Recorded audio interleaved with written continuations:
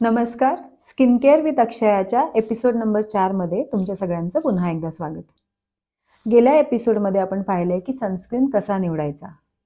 त्याच्या कमेंटमध्ये मला एक कमेंट अशी आली आहे की सनस्क्रीनच्या आधी मॉइश्चरायझर लावायचं की सनस्क्रीनच्या नंतर मॉइश्चरायझर लावायचं. तर मला असं सांगायचं आहे की मॉइश्चरायझर हे नेहमी सनस्क्रीनच्या आधीच लावायचं.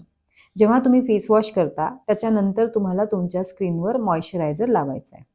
मॉइश्चरायझर लावण्यामागचा उद्देश काय असतो तर तुमच्या स्किनला हायड्रेशन मिळावं. जेव्हा आपण मॉइश्चरायझर लावतो तेव्हा स्किनमध्ये ते ॲब्झॉर्ब झालं पाहिजे. त्यामुळे मॉइश्चरायझर इनफ क्वांटिटीमध्ये घ्यायचं आहे, चेहऱ्यावर लावायचं आहे, त्याचा व्यवस्थित मसाज करायचा आहे आणि स्किनमध्ये ॲब्झॉर्ब होईल ह्याची खात्री करायची आहे. जेव्हा तुमच्या स्किनला इनफ मॉइश्चरायझर मिळतो तेव्हा तुम्हाला ती सॅपल स्मूथ वाटते.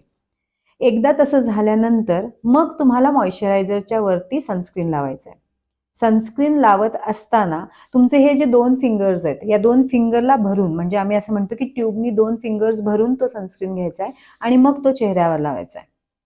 सनस्क्रीन चेहऱ्यामध्ये जिरवलं जाणार नाही याची पूर्णपणे काळजी घ्यायची, कारण आपल्याला चेहऱ्यावर एक वेगळा लेअर प्रोटेक्शनचा तयार करायचा आहे. त्यासाठी सनस्क्रीनला जिरवायचं नाही आणि मग तुम्ही बाहेर जायला तयार आहात.